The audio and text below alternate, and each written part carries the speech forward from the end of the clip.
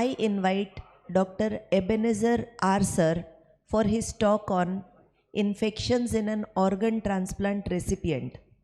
Key considerations. Sir is senior consultant and head critical care services, Apollo Hospitals, Vanagaram, Chennai. He is presently affiliated with ISCCM Chennai branch, and his area of expertise is neurocritical care, toxicology, CRRT, sepsis, ARDS, prone ventilation and trauma, hospital administration, quality control critical care training program, community critical care outreach services. Sir, we welcome you. Thank you, ma'am. Good afternoon to all of you. At the outset, I would like to thank the organizers of Gujarat Criticon for having me here. It's been an extremely pleasant stay and memorable experience. And I'm extremely happy to see the level of interest for critical care in this part of the world. And it's always nice to speak before an enthusiastic audience. Post-lunch session, infections and organ transplant, key considerations, very, very tough topic. I hope I can keep you awake. So as you all know, transplant medicine happens to be one of the fastest growing fields of medicine, and any successful transplant unit is an extremely necessary thing to have for any major hospital. It is the crowning glory of any hospital. It is extremely lucrative, but at the same time it is equally risky. There is extensive surgeries, heavy immunosuppressants are used. Now this constitutes a perfect nidus for infections to take place. So what are the current challenges we face? For any tremendous advance in the field of solid organ transplant, still the single most important rate limiting factor is infection, nothing but infection. So what we need is a competent diagnostic microbiological team in the hospital, extremely crucial. And if you have an ID specialist, it is definitely useful. And there are varying timelines and differing frequencies of infections. And these infections are extremely unique for each particular organ. So one particular organ, you cannot have the same protocols for every organ. And a transplant intensivist to harness and provide a multidisciplinary care will be of great help. So for the past 3 to 4 decades, transplant medicine, transplant infection management has evolved. And what they have found out was predominantly, you can separate the chronology as well as how the infections happen based upon 3 time periods. One, less than 1 month, 1 to 6 months, and more than 6 months. In the first month, it is usually related to multi-drug resistant infections from the hospital itself and donor-derived infections, and apart from that, some recipient-derived infections can take place. In the second 1 to 6 month gap, it depends upon the prophylaxis you are giving, the CMV prophylaxis and PCP prophylaxis. Based upon that, infections might come, and after 6 months, when the patient starts going into the community, that is where he gets the other infections from the community, and he can also receive some invasive mold fungal infections. So when you think in terms of risk of infection for any transplant patient, remember there are 2 things which play a major role. One is the epidemiological exposure, the second one is the net immunosuppression. Epidemiological exposure, all of you will be knowing, there are a host of bacteria and viruses which can cause the infection. And when it comes to net immunosuppression, remember a transplanted individual, already the immunity is on the lower side. So what kind of immunosuppressive therapy the patient is on, that is very important. Any prior therapies, chemotherapy and antibiotics, drug induced, many of them hit many drugs, they can cause neutropenia and lymphopenia. Technical complications like graft injury, fluid collection can also take place, and sometimes metabolic, viral and autoimmune causes can also be there. So these are the entire gamut of things which can cause a net immunosuppression. So a known pathogen is only going to cause a disease, understood? But at the same time, this pathogen has been exposed to widespread prophylaxis and more potent immunosuppression.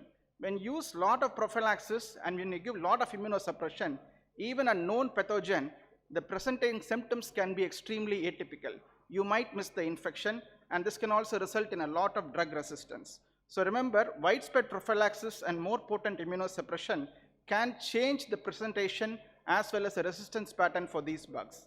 So when you look at the graph, which clearly states in the first 1 month, predominantly bacterial infections will predominate, and later the fungal infections and protozoal infections come into the picture. The first 30 days, as I clearly told you, you have to look at the healthcare associated infections, and sometimes because of the health workers themselves giving some spores like Clostridium difficile can also be there, and donor-derived infections, bleeding, strictures, leaks and graft injury can take place. In the 1 to 6 months, this is the period where you prophylax the patient with certain strategies. You try to treat them with anti-cytomegalovirus strategy or trimethoprim sulf-methoxazole prophylaxis for pneumocystis. So this is a period where you hit them with certain drugs, and in this particular period, that is a time when there is an increased incidence of graft rejection, which might mimic an infection. So you have to be extremely careful whether it is an infection or the patient is going for a rejection. And sometimes lingering infections from the perisurgical period can also cause problems. But the silver lining is when you are using these prophylactic medicines, definitely like trimethoprim and sulf-methoxazole, sometimes they reduce the incidence of certain protozoal infections like toxoplasma and trypanosoma, and along with that listeria, nocardiosis is also reduced.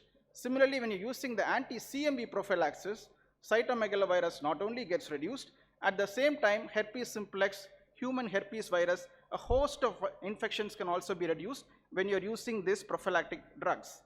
After 6 to 12 months, that is the time when the patient comes out of the transplant in a feeling that he is done well, he is improved, his creatinine is fine, he is doing well. That's when he decides to venture out into the world, when he gets all community acquired infections. So you have to be very, very careful in this period, and this is a period where, because of the immunosuppression which has been used previously and the type of drugs which have been used, even viruses can result in malignant neoplastic diseases like Epstein-Barr virus, human papilloma virus, and human herpes virus 8 related Kaposi sarcoma. So remember, in the 6 to 12 month period, any transplant patient who is coming into the ICU, into your ER, always you have to look for community acquired infections. At the same time, you have to look for other infections that are there in the community, and sometimes invasive mold-like infections. So whenever you see a patient with transplant patient coming into ICU, always look at the credit strategy. What is the strategy? First and foremost, is it community acquired? Any reactivation of an underlying disease? What is the epidemiological exposure that has happened to the patient? Is it donor related? And iatrogenic causes can also result in some infections, and travel considerations. Has the patient been traveling abroad, traveling to areas where there are endemic infections? These things you have to factor in. Now coming to some organ specific issues, when you take a liver transplantation, there are so many causes which can produce infections, but the most 4 important causes I would like to tell is the duration of surgery, the volume of transfused blood products, the bilioenteric anastomosis, and technical complications like biliary leak, etc. If these are there, definitely there is a higher chance of infection. And in liver transplantation, usually it is a surgical site infection. You will not see other infections predominating.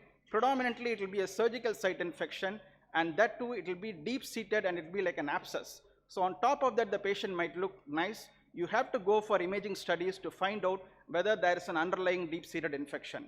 Bile duct reconstruction is the most important fact in liver transplantation. It's extremely technically difficult. Even in the best of hands, sometimes mistakes can happen. So you always have to look out for those kind of infection. Invasive fungal infections are also very predominant in liver transplant. When you prophylax high-risk liver transplant patients, the chance of fungal infection is reduced significantly. So remember this. And in renal transplant, similar criteria, what we spoke over the past 15 minutes, same kind of infections can take place, but the most important thing would be urinary tract infection. In liver transplant, it was SSI. In renal transplant, urinary tract infections will predominate, and respiratory tract infections can occur either way. Remember that it's coming from the community, and early causes are usually respiratory would be gram negative. But as the patient crosses the 30 days, he enters into the 6-month period, you have to look for pneumococcus, you have to look for pneumocystis, nocardia, and listeriosis. Earlier causes are usually gram negative in nature. So now this particular X-ray is defines pneumocystis jirovecii pneumonia. Symptoms: patient will come with dry cough, dyspnea, fever. Usually this is how the X-ray infiltrates will appear. So this is a classical example of a PJP pneumonia which can occur in a post-transplant patient. This is the CT finding of a PJP pneumonia. And other virus which can complicate the picture is the cytomegalovirus. All of you had heard about this. We usually prophylax patients on post-renal transplant, post-lung transplant with 6 months oral Van Gancycl over 900 milligram twice daily. Now, the question is whether to prophylax all these patients or are there any particular indications. Usually, the lung transplant patients are more susceptible. So, any lung transplant, heart lung transplant, probably CMV prophylaxis will be of use. The other patients where you have hit them with a lot of immunosuppressive agents, it might be of use. The third important thing is if the donor has a positive CMV antigen, definitely there is a high chance of CMV. So when you screen the donor, if you find a CMV there, then better to prophylax these patients. Now, what is the effect of CMV prophylaxis? The CMV infection has multiple detrimental effects on the organ transplant. There are some direct effects, there are some indirect effects. Graft rejection can also take place. A CMV syndrome can also occur. What do you mean by CMV syndrome? Fever, leukocytopenia, thrombocytopenia, all of these will indicate a CMV type of syndrome. So remember, there are two ways by which you can approach transplant and CMV. Either you can prophylax the patient.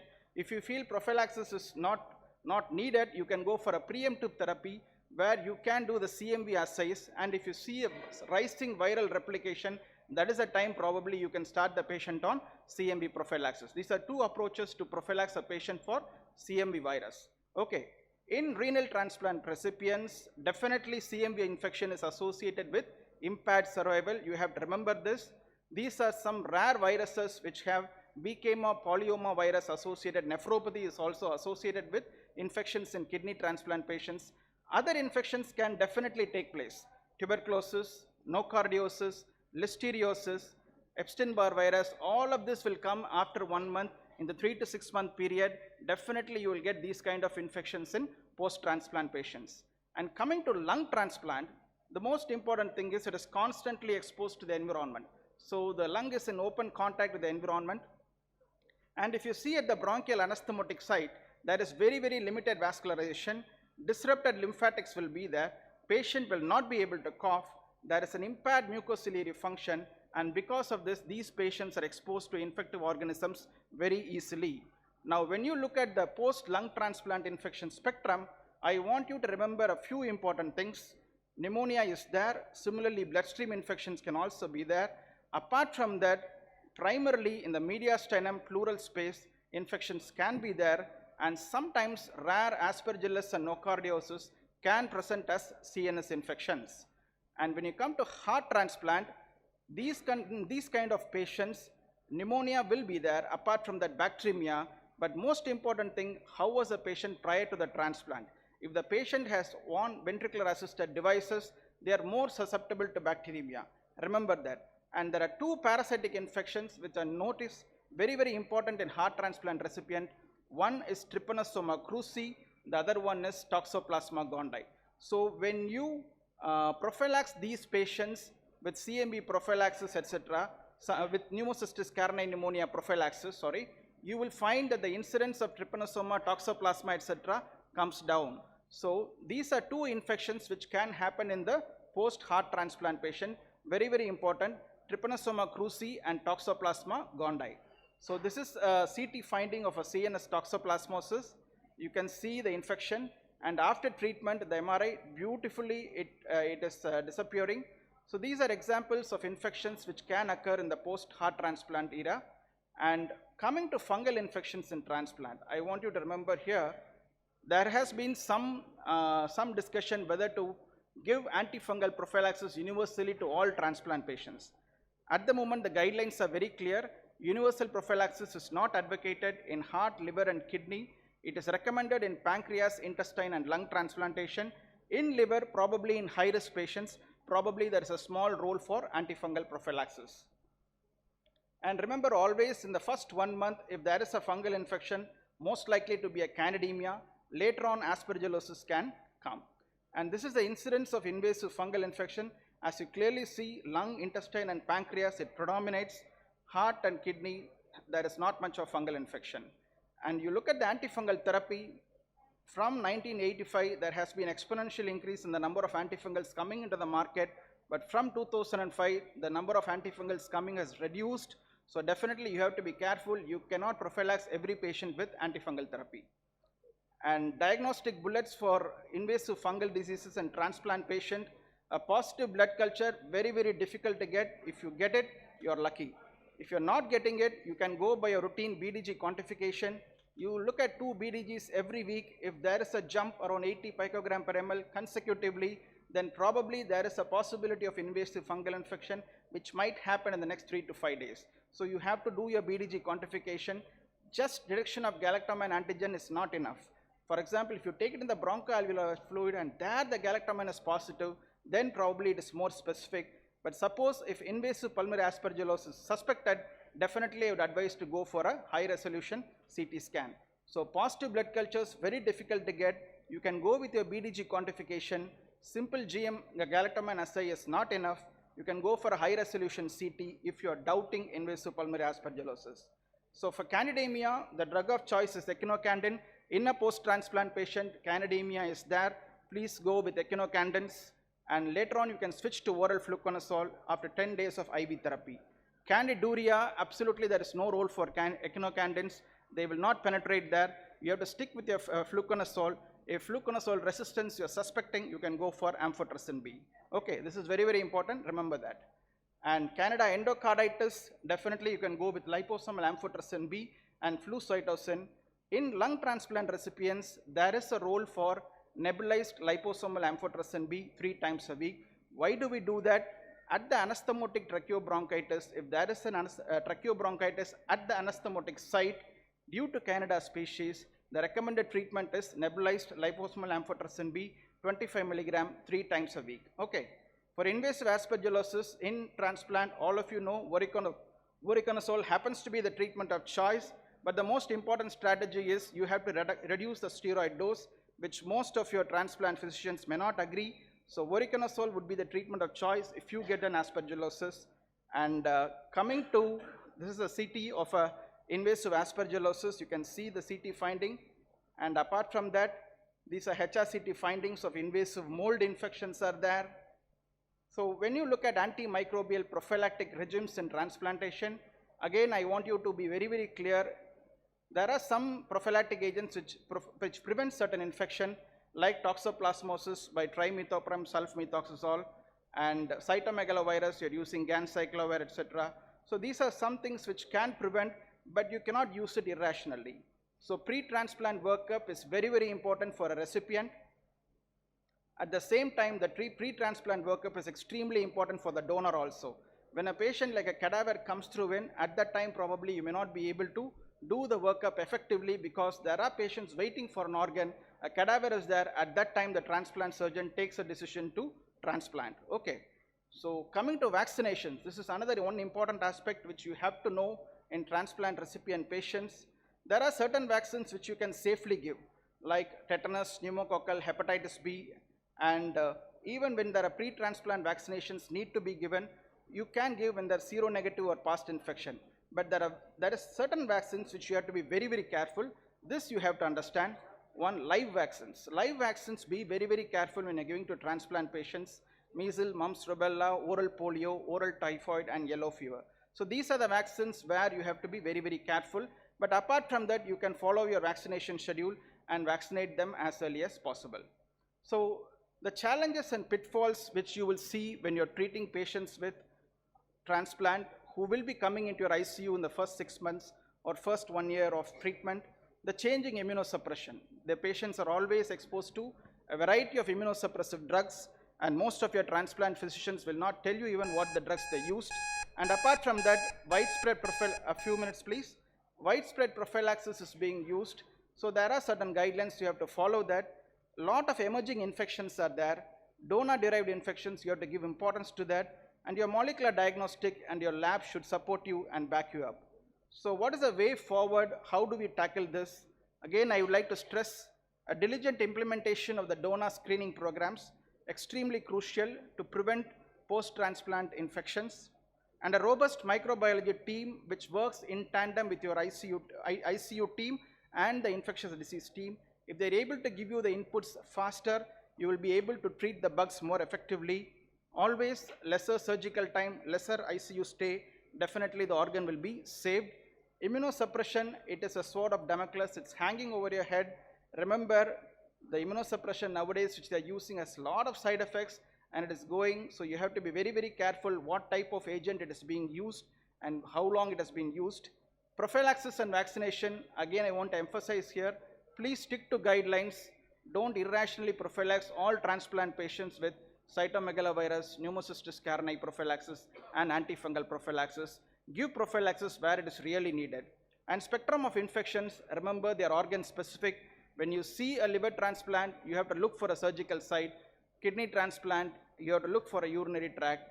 And when you look at a heart transplant patient, always remember protozoal infections like trypanosoma and toxoplasma can wreak havoc. So these are things which you should remember. So life after a transplant, the patient has to be measured, pragmatic and careful. So always he has to remember that even after 8 months when he is coming out, he has to be very careful how he faces the environment. And the doctor who is treating him needs to have a lookout notice always for any infections which might be cropping in. And finally, in major centers, when you are starting a transplant program, always it will be better to have a dedicated transplant intensivist who could be a game changer. Thank you one and all. Thank you.